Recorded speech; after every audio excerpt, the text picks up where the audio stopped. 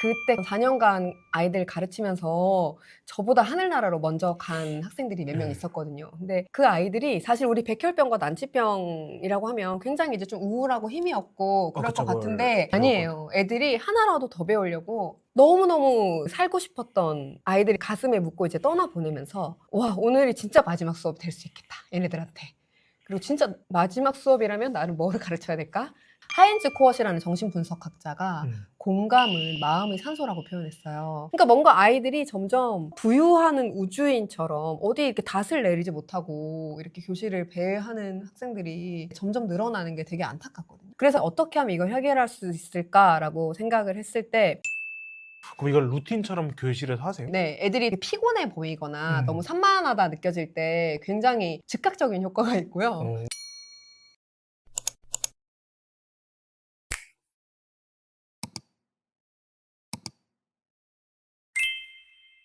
안녕하십니까. 실천할 수 있는 교육 인사이트만 드리는 가든 패밀리 브루스 PD입니다. 여러분, 오늘의 가든 게스트는요. 삶이 당신을 사랑한다는 걸 잊지 마세요의 저자이신 달리아 이정현 선생님을 모셨습니다. 안녕하세요.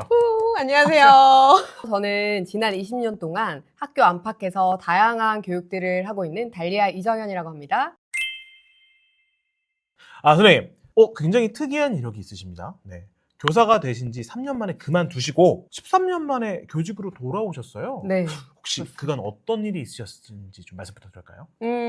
사실 제가 교사가 되기 전에 굉장히 극심한 우울증을 앓았었어요. 대학교 4학년 때. 저는 중학교를 전교 1등으로 졸업하고 특목고에 장학생으로 입학을 할 정도로 모범생으로 살았거든요. 다들 공부 잘하고 좋은 대학 가면 행복하다는 그 말을 믿고 열심히 전력 질주를 했는데 대학생이 되고 나서 뭔가 삶의 의미를 다 잃어버린 순간들이 있었어요. 같이 고등학교 동창이었던 굉장히 똑똑한 동창생이 있었는데 이제 제가 대학생 때 그 친구가 스스로 목숨을 끊는 일이 생기면서 우리가 20대 때 죽을 수 있을 거라는 상상은 잘 못하니까 내가 왜 살아야 되나? 이걸 다 배워서 뭐하나? 이렇게 열심히 살아왔는데 뭔가 잡을 것이 없다. 네, 산산이 뭔가 다 무너지는 그런 느낌 속에서 제가 9개월 정도 거의 말을 하지 않고 집에 있을 정도로 극심한 우울증 상태에 빠져 있었어요. 인지 능력도 굉장히 현저히 떨어지고 이제 다시는 이렇게 사람들이랑 눈을 보면서 얘기를 할 수 없을 것 같은 그런 막막한 절망감 속에서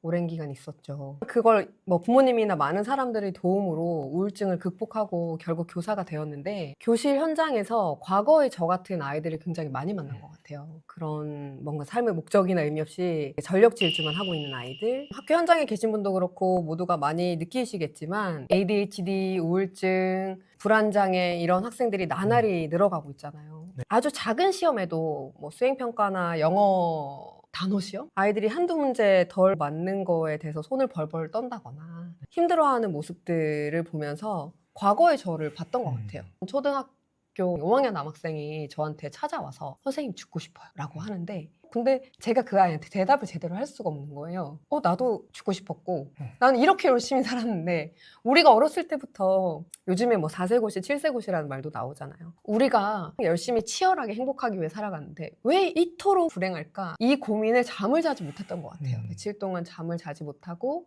내가 그런데 그 고통에 같이 빠져 있으면 그 아이를 도와줄 수가 없잖아요. 그렇죠. 제가 아이한테 선생님도 죽고 싶었어. 혹은 때때로 아직 죽고 싶어 이런 얘기를 할 수가 없으니까 대신 아이들한테 이렇게 편지를 쓰고 이제 학교를 떠났던 것 같아요. 선생님도 아직까지 이런 순수하고 맑은 너희들을 가르치기에는 너무 세상에서 더 배워야 할 게 많아. 너무 도와주고 싶은데 도와주는 방법을 모르겠으니까 이 고통의 끝을 한번 봐야겠다. 적어도 이 고통에서 벗어나는 방법을 좀 찾아야겠다. 그래서 제가 아이들한테 선생님은 이제 지구별학교 학생이 돼서 글도 쓰고 선생님 하고 싶은 거 하면서 정말 우리가 행복할 수 있는 것들 많이 공부하고 찾아올 테니까 다시 돌아올 테니까 마침 그때가 막 봄비가 내리던 봄이었거든요. 이렇게 비가 내려서 빗줄기가 되고 구름이 되고 다시 만나잖아요. 그럼 강물이 흐르듯이. 그래서 우리가 언젠가는 다시 만날 테니까 각자 자신의 길에서 행복하게 지내다가 만나자 가르쳤던 아이들한테 그런 편지를 쓰고 그렇게 이제 학교를 야심차게 떠났습니다. 그럼 그 13년 동안 뭐 하셨어요? 저는 되게 간절하게 살고 싶었고 또 간절하게 살리고 싶었어요. 그래서 너무나 간절하게 그 방법을 찾았어야만 됐어요. 더 이상 삶에서 나아갈 수가 없었어요. 그 걸 모르고서는. 그래서 사실은 제가 행복해 보이는 사람을 한 10사람 정도 정해놓고요. 책에서 제가 접했던 네. 사람들, 그분들을 다 만나고 다녔어요. 그냥 다 만나지게 됐고요. 사람들이 어떻게 그 사람들 다 만나요? 그 원동력은 어디서 왔어요? 이러는데 진짜 간절히 살고 싶고 간절하게 살리고 싶은 그 마음이 저를 세상 밖으로 또 길 위로 계속 이끌었던 것 같아요. 그 만났던 분들이 이제 좀 종교인도 계셨고요. 네. 언제부턴가 작가가 꿈이어서 베르나르 베르베르나 뭐 그런 작가님들도 만나서 이렇게 행복이나 그 작가가 되는 법에 대한 질문도 했었고, 또 제인 구달 선생님 같은 활동가 분의 강의도 찾아가서 그 수백 명이 앉아있는 강당에서 손을 번쩍 들고 질문을 했어요. 진짜 그런 분들한테 이제 삶과 죽음에 관해서 질문하기도 하고, 뭐 마더 테레사 하우스에 가서 죽어가는 사람들 옆에 있기도 하고, 호스피스 병동에서 진짜 제가 그 교육을 받았어요. 죽어가는 사람들 옆에서 어떻게 돌보고 그 과정을 어떻게 지켜갈 것인가. 꽃동네나 이런 데서 실습도 하고, 그러면서 이제 죽어가는 사람들도 많이 보고, 그리고 이제 백혈병과 난치병 아이들도 가르치기도 하고, 한편으로는 계속 길에서 또 다른 세상에서 배움을 구하고 이렇게 했던 거를 이제 일상으로 다시 돌아와서 소화시키고 실천하고 행동하고, 이거를 13년간 계속 이어가고 있네요. 13년, 14년? 와.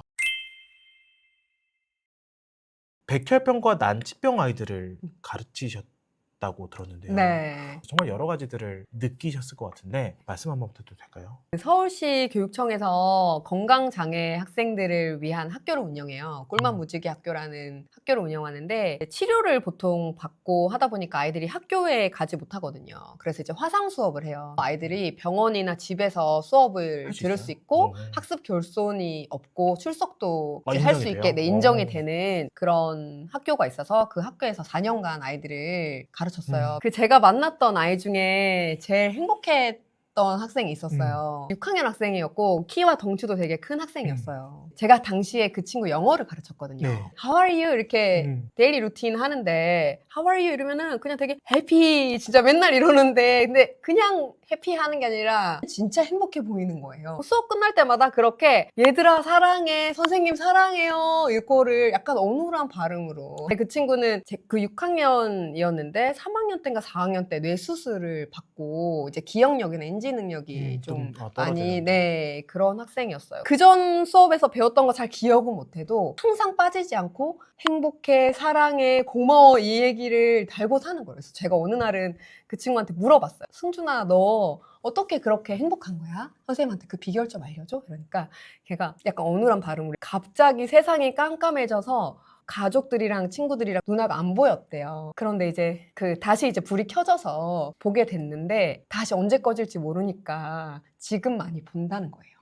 근데 그 얘기를 하는데 제가 나는 삶을 어떻게 살아가고 있지? 이걸 많이 비춰보게 된 것 같아요. 그때 4년간 아이들 가르치면서 저보다 하늘나라로 먼저 간 학생들이 몇 명 있었거든요. 근데 그 아이들이 사실 우리 백혈병과 난치병이라고 하면 굉장히 이제 좀 우울하고 힘이 없고 그럴 그쵸, 것 같은데 아니에요. 애들이 하나라도 더 배우려고 골수 주사 이런 거 맞고 와서도 되게 힘든 치료를 받고 와서도 하나라도 더 배우려고 너무 열심히 수업을 하는 거예요. 네. 그 학교 앞에 목련 한 그루가 있었는데 겨울에 죽은 것 같은 목련에서도 새로운 싹이 나잖아요. 네.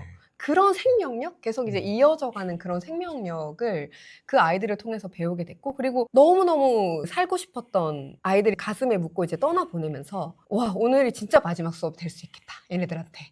그리고 진짜 마지막 수업이라면 나는 뭐를 가르쳐야 될까? 나는 어떻게 살아야 될까? 이거를 그 당시에 거의 매일 질문하면서 다녔던 것 같아요. 사실 제가 외국에서 피스풀 다잉이라고 호스피스 교육을 받은 적이 있었거든요. 근데 그때 이제 캘리포니아에서 이제 주로 사람들을 가르치는 강사님을 만났는데 첫 시간에 그 얘기를 하시더라고요. 우리가 하는 가장 큰 착각이 평균 수명까지 건강하게 살 것이라는 그걸 전제하에 살아가고 있다는 거예요. 우리가 언제 이 생을 마무리하게 될지도 모르는데 그렇다면 나는 어떻게 살아야 될까?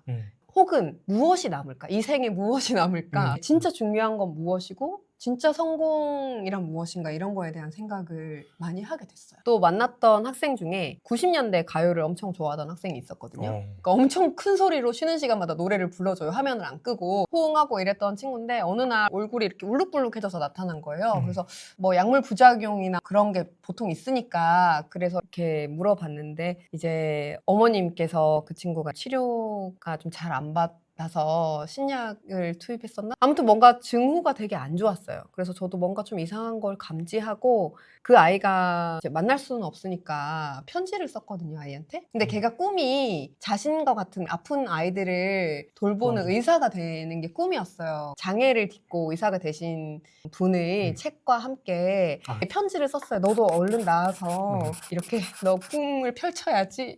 나중에 어머니 말씀으로는 아이가 그 편지와 책을 보고 엉엉 울고서는 이제 며칠 뒤에 이제 하늘나라로 간 거예요. 그래서 정말 살고 싶었던 아이였는데 너무 하고 싶은 것도 많은 아이였는데 평생 좀 가슴에 묻을 것 같아요. 그러니까 너무 속상했어요, 사실. 이렇게 제가 주관할 수 있는 건 아니잖아요. 제가 할 수 있는 것도 아니고 그리고 너무 정말 바람 앞에 등불처럼 너무 쉽게 사라지는 그 생명들을 바라보면서 호스피스 할 때도 그랬거든요. 죽음의 순간이 되면 너무 사람이 그 쉽게 숨이 끊겨요. 근데 죽는 순간을 보면 이 사람이 어떻게 살아왔는지가 너무 명확하게 보여요. 그래요? 네. 어떤 사람은 너무나 진짜 가볍고 편안하게 밝은 모습으로 뭔가 이렇게 짊어졌던 짐을 내려놓듯이 편안하게 가시는 분이 계신가 하면 진짜 이 사람이 뭔가 많이 가지고 이런 거는 전혀 중요치 않고 막 이렇게 악을 쓰면서 끝까지 이렇게 잡고 계시는 분도 있어요. 안 죽고 싶어서.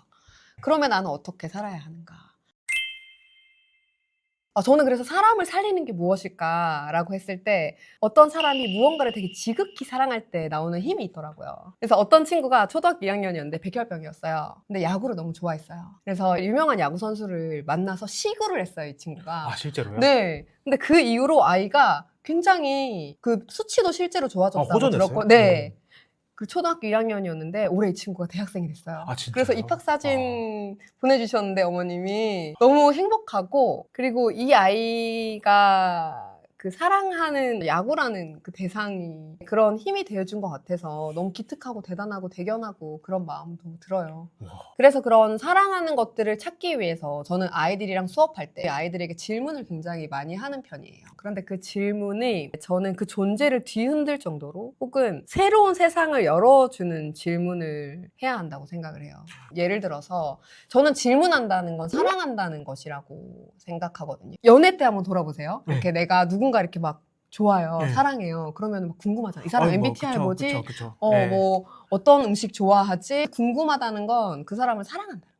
근데 예를 들어 저희 아들 같은 경우는 곤충을 너무 사랑해요. 그러니까 얘는 계속 이제 곤충에 대한 질문이 계속 생기는 계속 거죠. 아이들과 어른들의 가장 큰 차이점을 이렇게 꼽자면 아이들은 계속 질문을 하잖아요. 아. 제일 처음에 이게 뭐야?부터 시작해서 끊임없죠. 왜? 끊임없죠. 시기가 있잖아요. 하지만 질문한다는 거는 어떤 대상에 대한 호기심과 경외감을 품고 있다는 건데 어른들은 그냥 더 이상 질문하지 않죠. 왜? 그냥 그저 그런 어제와 다를 바 없는 맞아요. 오늘을 살고 이러다 보니까 그래서 저는 스스로한테도 그런 타성을 깨기 위한 질문들을 해요. 아이들에게 최근에 제가 수업 시간에 던진 질문은 왜 세계의 절반은 굶주리는가? 원래 장 지글러 교수님의 책 제목이기도 한데 그런 질문을 던져서 자기가 그거에 대한 생각을 쓰기도 하고 그리고 내가 가장 사랑하는 것들은 무엇인가? 내가 가장 행복한 순간은 어떤 순간인가? 세상에 가장 아름다운 것들은 무엇인가? 이런 것들을 찾아오는 숙제를 내줘요. 네. 혹은 좋은 질문을 만들기 위한 숙제들을 내줘요.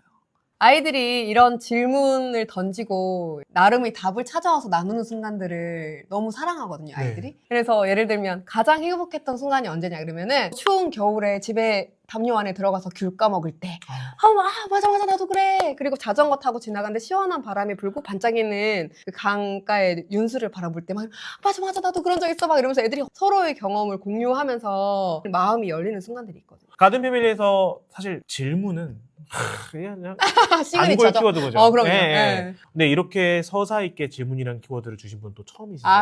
네. 네, 이런 측면에서 오늘 이 영상 보시고 아이들에게 이런 질문 같이 느껴보세요. 질문만 하지 마시고 부모님도 같이 느껴보세요라는 측면으로 한번 말씀 한번 부탁드릴까요? 제가 자기 전에 아이들과 매일 나누는 질문들이 있거든요. 네. 아무리 제가 몸이 피곤하고 힘들어도 아이들한테 이건 꼭 묻고 자요.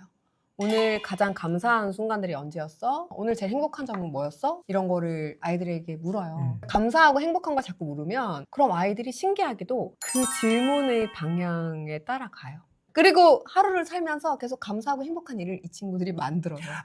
질문이 시선과 방향을 정해준다고 저는 느껴요. 저희 아들 같은 경우에는 친구들을 도와줬을 때 기쁘다는 거를 느낀 거예요. 얘가 이런 질문들을 통해서 예를 들어서 같이 어린이집 다니는 친구가 머리를 약간 삭발처럼 이제 해서 어린이집 안 간다고 엉엉 울면서 있는데 저희 아들이 가서 이야 너 오늘 머리 진짜 멋지게 잘랐다. 이렇게 얘기한 거를 얘기를 하더라고요. 그때 나도 그 친구 손잡고 들어가는데 기분 좋았어. 이런 식으로 점점 더 자기가 감사하고 행복한 거에 대해서 관심을 가지고 구체적으로 실천하는 거를 저희 아이들 통해서 봐요.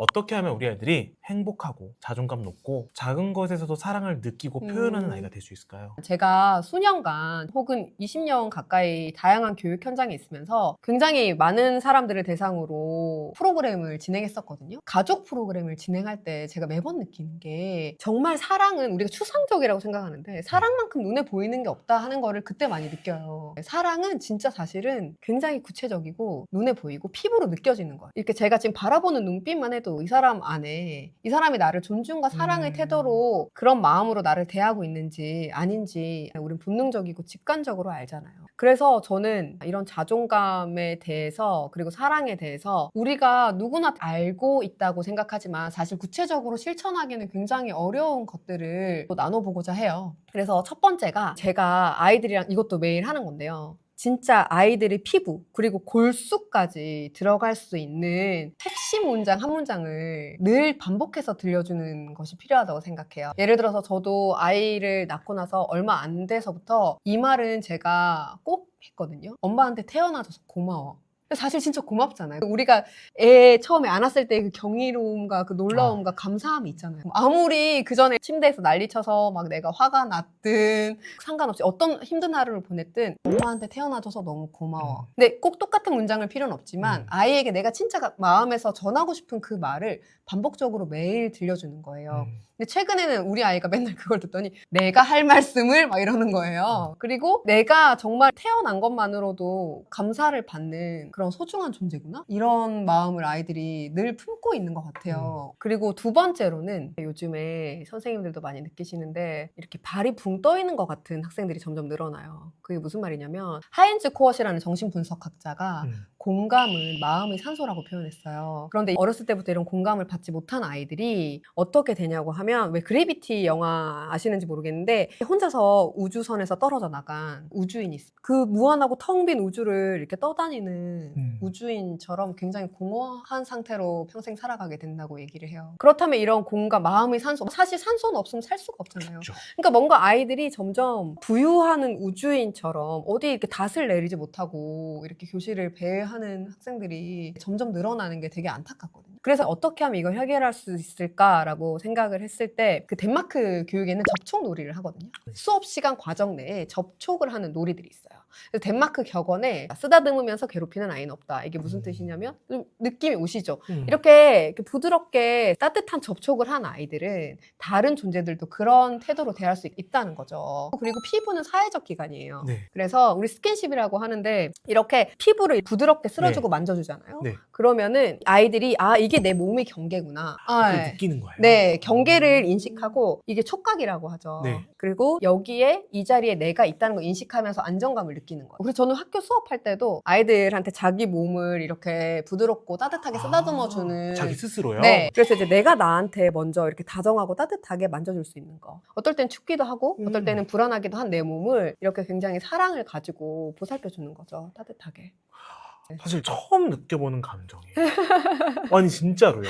네. 그러니까 뼈가 있지, 살이 있지, 내가 지금 이 자리에 있지가 네. 너무 당연한데 인지하지 않았던 거거든요. 아, 그쵸, 그쵸. 그래서 이거- 애들한테 저는 이렇게 따뜻하게 손을 비벼서 따뜻한 온기를 모아서 이렇게 내 눈, 이렇게 귀, 그리고 양쪽 턱, 이렇게 긴장이 많이 쌓이는 부분, 그리고 이렇게 감싸서 양쪽 어깨, 후. 위에서부터 아래로 마치 따뜻한 물로 샤워를 하듯이 이렇게 스스로 몸을 만져주는 시간을 아이들이랑도 자주 가져요. 그럼 아이들이 와. 훨씬 더 안정되고요. 이게 약간 사회적 기간이라고 했잖아요. 그럼 이걸 루틴처럼 교실에서 하세요? 네, 애들이 특히나 좀 혼란스럽고 보이거나 피곤해 보이거나 너무 산만하다 느껴질 때 굉장히 즉각적인 효과가 있고요. 우리는 결국 나와 관계 맺는 방식으로 타인과 관계를 맺게 돼 있거든요. 그래서 내가 먼저 나의 몸을 다정하고 따뜻하게 대하는 방법을 구체적이고 아주 실질적인 행위로서 경험하는 거죠. 그리고 마지막으로는 제가 이거는 애들이랑 같이 이제 노래하면서 느끼게 된 건데, 이제 날 좀 보소, 날 좀 보소 있잖아요. 그래서 동지 섰달 꽃 본 듯이. 근데 그냥 아무 생각 없이 불렀던 노래인데 갑자기 동지 섰달 꽃 본 듯이 이게 온 거예요. 동지 섰달이면 1년 중에 밤이 제일 길고 네. 제일 추울 때인데, 추운 겨울에 사실 피어나는 꽃을 보면 그냥 화원에서 말고 그냥 밖에서 피어나는 꽃 보면 얼마나 놀랐겠어요. 그래서 동지 섰달 꽃 본 듯이 나를 보라는 거예요. 근데 어느 날 제가 이렇게 핸드폰을 이렇게 막 열심히 보고 있는데, 뭐 사실 그렇게 중요한 것도 아니에요. 뉴스 뭐 이런 거. 이렇게 저희 딸이 이렇게 와가지고 엄마 핸드폰 말고 나를 봐. 그래서 핸드폰 보는 시간이랑 아이 보는 시간을 생각하면 사실은 굉장히 저도 그걸 반성이 됩니다. 반성하거든요. 근데 이제 저 되게 좋아하는 새기는 말이 있어요. 아이 어릴 때부터 새긴 말이, 인간은 응시로 의해서 조각된다. 근데 제가 학교 아이들 보면서 되게 느끼거든요. 딱 교실 갔는데 딱 문제아야. 그럼 얘는 계속 문제한 거예요. 조각이 되는 거예요, 계속. 잘하는 애는 그래서 더 잘하고 그 격차가 거기서 나오는 것 같아요. 근데 저도 그래서 그걸 되게 명심한데, 저희 아이들을 볼 때도 제가 어떤 눈빛으로 애를 바라보는지, 진짜 그 처음에 그 태어났을 때 그 경이롭고 진짜 태어나줘서 고마워. 네, 태어나줘서 고마워. 건강하게만 자라. 네, 맞아요. 그 네. 눈으로 과연 내 스스로와 나랑 가장 가까운 사람들, 우리 가족 보고 있는가, 스스로도 계속 묻게 돼요. 쉽지 않거든요. 오늘 다른 말을 먹어야지. 제가 영어를 최근에 가르치다 보니까 학습 격차가 굉장히 커요. 제가 아까 말씀드렸듯이 우리 교육은 과잉 아니면 결핍이다. 그런데 어떤 친구가 굉장히 스스로 영어를 못한다고 생각하고 영어 시간마다 거의 없는 친구처럼 이렇게 주눅이 들어있어요. 근데 사실 빛나는 다른 재능들이 많은 친구들이거든요. 제가 본 학생들 중에 제일 웃겨요. 근데 그렇게 이렇게 주눅 들어있고 그렇게 된 게 굉장히 안타까워서 그 친구한테 여러 번의 기회를 줬어요. 단어 시험을 보는 거를 여러 번의 기회를 줘서 그 친구가 처음에 하나도 못 맞추다가 3개, 6개, 9개, 12개를 맞춘 순간 제가 엄청난 그 환호성과 박수를 친구들과 함께 치면서, 지금 이 순간을 잘 기억해. 너 스스로를 그렇게 작은 공간에 가둬서 한계를 짓지 말고, 너는 네가 생각하는 것보다 훨씬 더 큰 존재니까 네가 스스로 정해놨던 한계를 극복했던 거를 잘 기억해. 그렇게 얘기를 해줬거든요. 그러니까 걔도 너무 기분 좋다는 거예요. 그래, 그 기분이야. 너는 앞으로도 항상 네가 스스로 정해진 한계를 느낄 때면 이 순간 이 기분을 기억해서 그걸 넘어봐, 계속. 제가 공동체란 말을 되게 좋아하거든요. 그래서 아이들한테도 공동체 교육을 많이 하고 있는데, 예를 들면 쌀 한 톨을 어느 날 다 나눠줘요. 쌀 한 하나씩, 톨씩. 하나씩. 예. 그래서 이제 무게를 재보자. 그럼 애들이 막 무게를 맞춘 사람한테 상품 준 다음에 막 기를 쓰고 1g요, 0.1g요, 뭐 0.35g요 이렇게 막 나오거든요. 근데 사실은 우리가 그런 무게나 숫자에 되게 익숙한데, 사실 그 쌀 한 톨에는 이게 시이기도 하고 노래이기도 한데, 쌀 한 톨에는 농부의 무게도 있고 농부의 새벽이라는 표현이 나와요. 농부의 새벽, 뭐 비와 천둥과 바람. 그럼 사실 온 우주가 그 안에 들어있는 거잖아요. 그래서 아이들이 이렇게 시선이 열려요. 그래서 어렸을 때부터 우리가 무엇을 가르쳐야 되냐, 그리고 진짜 행복이 무엇인가라고 했을 때 그 아이들이랑 같이 우리가 얼마나 다른 사람들과 깊이 이어져 있는지를, 내가 다른 존재 없이는 삶을 지속할 수 없는 연약한 존재고, 우리는 서로가 있어야만 살 수 있는 존재고, 네가 아프면 나도 아픈 거고, 네가 기쁘면 나도 기쁜 거고, 이런 것들 어렸을 때부터 연습하고 가르쳐야 된다고 생각해요. 비스듬이라는 시가 있어요. 우리가 사실은 이렇게 비스듬히 존재하고 있다. 나무를 보세요. 공기에 기대어 있잖아요. 그런 시예요. 그래서 애들이랑 비스듬히 기대는 놀이도 하고 그러거든요. 그래서 어떤 애들은 뭐 장수풍뎅이 싸우듯이 이렇게 비스듬히 사람 인자처럼 이렇게 기대기도 하고,